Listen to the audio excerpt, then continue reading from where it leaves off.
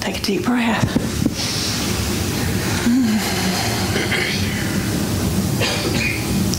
It feels wonderful in here. There's no energy that is in discord. There's no scratchy, yucky stuff in here. And we're in the home stretch to get rid of the election commercials. Well, I don't watch TV, so I never see them. I was in the Walgreens and I walked by the news rack. I may have mentioned this because I think it was last week. The headline on whatever paper it was, and it was either the Orlando Sentinel or might even have been the Times. I don't know. I don't know what paper it was. It was a bona fide newspaper. It wasn't a gossip column. It wasn't one of the gossip things. It was a newspaper where you expect to get news. You expect it to be the truth. And you expect it to be the truth. And I'm going to tell you, if you expect it to be the truth and you read this headline, you might have some feelings of discomfort because it said 51% of Americans believe that there will be violence after the election. Oh. That means that half of us in this room expect that there's going to be violence. Now, we teach here in Unity that what we think and what we feel and what we believe has an impact on our lives. And half of us are believing that there's going to be violence? Wow. I'm not willing to believe that. I'm willing to believe that there's a greater truth than any of that stuff. That there is a greater presence of God in our lives, a beingness of God in our lives that is greater than that. And I believe that it is more widespread than our newspapers would like to believe. I believe that there are people holding our country in prayer. Elected officials in prayer. And certainly whenever we pray and whenever I do my personal prayer work, I'm just seeing our globe surrounded by this loving golden light. Peaceful energy. I feel like that's my job, is to cast that vision and not cast a vision for strife. And so we've been doing this book, What the Mystics Know, and of course, it always works out that there's in some way, the book that we're doing has something to do with what's on my mind. And this week, the lesson says, to discover the truth, you must become the truth. So to discover love in your life, you have to become. To discover peace in your life, you have to become. It seems pretty much like a self-fulfilling prophecy. What I believe, what I think, what I experience, I become. And so I am sitting here on this Sunday just saying, we are peace that's prevailing. We are love that is going to prevail. In the book, Richard Rohr says that, how do you hear the voice of God? What happens when you hear that voice of God inside? And he says that voice of God is consoling when you hear it. But it's also demanding. And so I believe that as I was trying to figure out what I was going to talk about this week,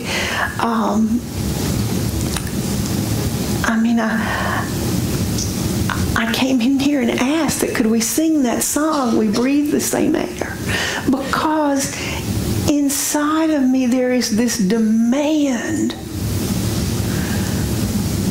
to speak words of peace, a demand to speak words of fairness and truth. And the demand is such that when I started out in ministry, I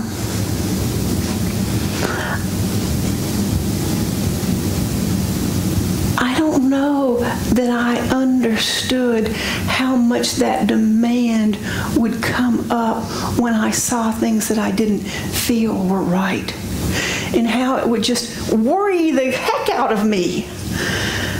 I mean, it just sits in there and rubs. And so I feel led to lead you guys toward peace. I feel led to lead you guys to have this thought of peace all week, to be exhibiting and living with your fruits of the Spirit. And what are the fruits of the Spirit? You can tell me.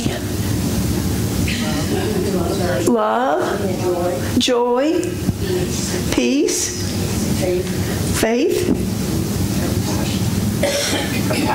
compassion, gentleness, kindness, generosity. Somebody said understanding. Understanding. Hopeful. Imagination. So this morning I'm asking that you will kind of get in touch with your gift of spirit, so that this week, if you hear something or see something that makes you feel anything less than the fruits of spirit, that you stop and take a deep breath and say, I am love, I am peace. I am here to be a presence of peace. I am where if I'm in the middle of something, and yesterday I had the opportunity to be in the middle of something. I was asked to go to a church and lead a process. And I've done this process a number of times. And I was just totally blown away, because the things that were said during the process were mean-spirited. And I truthfully, it's a thing where you go out in little groups and then you come back, I was at loss to know how to proceed. Because I had never been in a place where things were so mean-spirited. And I mean, I was just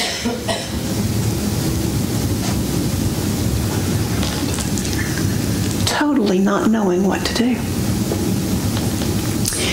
And as it turned out okay, because there were things that needed to be said that got said, and there was the opportunity for people to have reflected to them. You know, the mean-spirited things were by a few people, and the rest of the people were able to stand up and say, that's not my experience. And it turned out okay, but I really had to hold a space. I'm sitting here, I've taken a group of 50 people where no one wants to take a group of 50 people. You know, when you're facilitating something, you want to know how it's going to end when it starts. I had some idea before it started how it was going to end, but in the middle of it, I had no idea.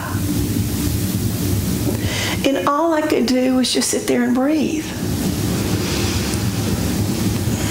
And I was just saying, okay, Spirit, you're going to have to do something here because there's nothing I can say. And thank God I didn't have to say anything because other people said it. And in the end, we were able to be in a circle and be okay. But I recognize that is just a little microcosm of what's going on in our world. And so you and I have to hold a space for people to say whatever they need to say and for us to know the truth. To hold the truth that there is something positive. To hold to the truth that love will prevail.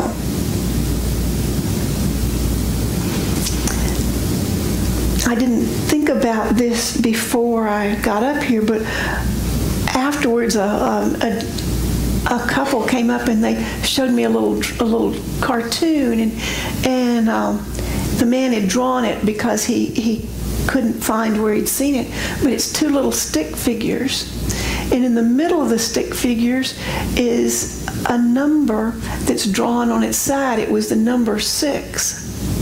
And the caption said, from my perspective, it's a 6. And from my perception, it's a 9. But we're both seeing the same thing. And so what I recognize is that we have to get to that place where we understand that with each other, that there's more than one perspective, that we don't react and throw out a group of people because they disagree with us in some very minor thing. I think that the song, we breathe the same air, and we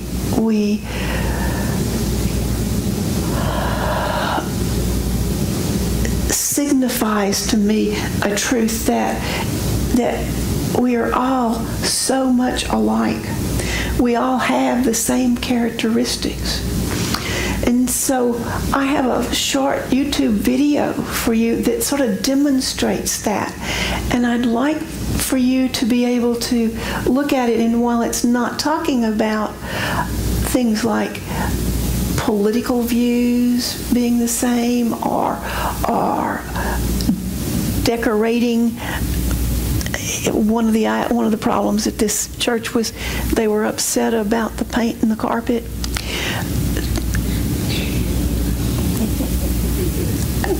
The video that you see, it's very profound on its own, but its message can carry to every part of our life. I'm proud to be English. My family have served and we've defended this country and have been to war for this country. I'm really patriotic about Bangladesh. Well, I am 100% Islamic, yeah, definitely. This is a Kurdish wedding with my mom in the traditional Kurdish clothes. We're just proud black, so that's it. Yeah, I think we are probably the best country in the world, if I'm honest. Think about other countries and other nationalities in the world. Are there any that you don't feel you get on with well, or you won't like particularly? Germany. Yeah, I'm not a fan of the Germans. You might think that a little bit. Particularly India and Pakistan, probably because of the whole, the conflict. Because I have this side of me that's like, that hates Turkish people. Not people, but the government. But French? No. We're just the best, it's just fact. I'm more important than you. I don't know you, but in my opinion, I am strong and I am more important than a lot of people. How would you feel about taking a journey based on your DNA?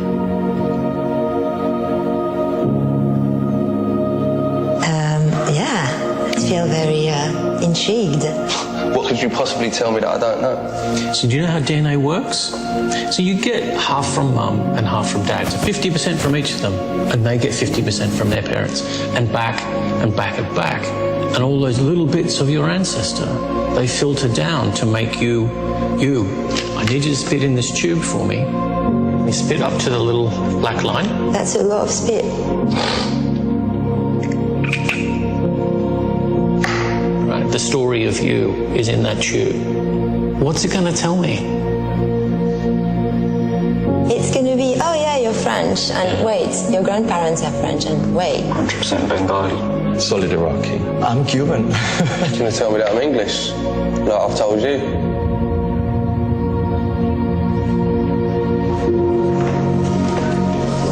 Jay, can you come down and join us? I'm a little bit nervous, I have to say. So you ready to find out your results? And you read it out to us, please. Wow, look at me.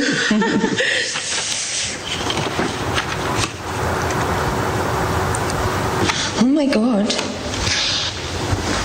Oh, wow. I didn't expect that. All of them. Whoa!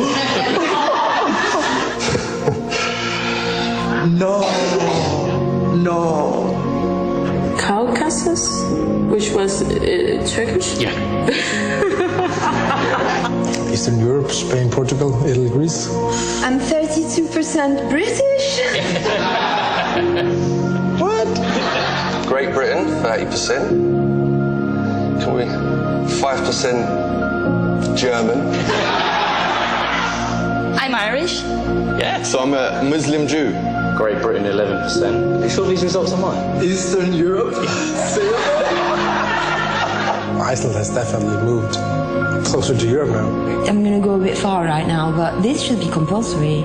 There would be no such thing as like extremism in the world if people knew their heritage like that. Like, who would be stupid enough to think of such thing as like a pure race?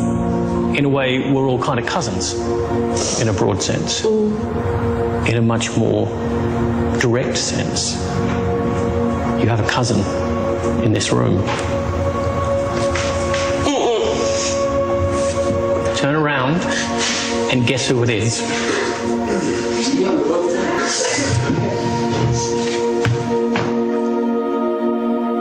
Wash? Yeah. What's that? Why don't you come down here and meet your cousin?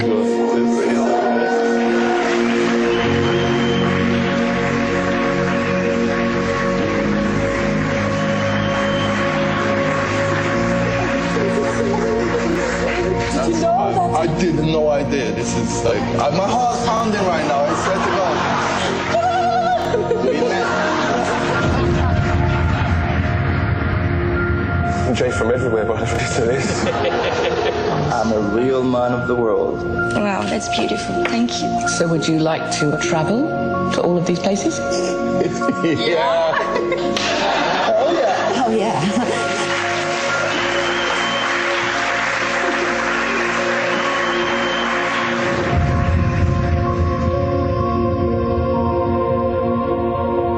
This has always been my belief. We are connected. Hi, YouTubers. Wow.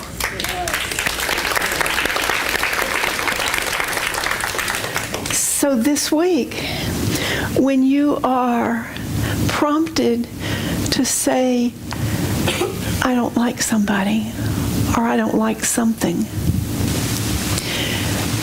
remember they might be your cousin.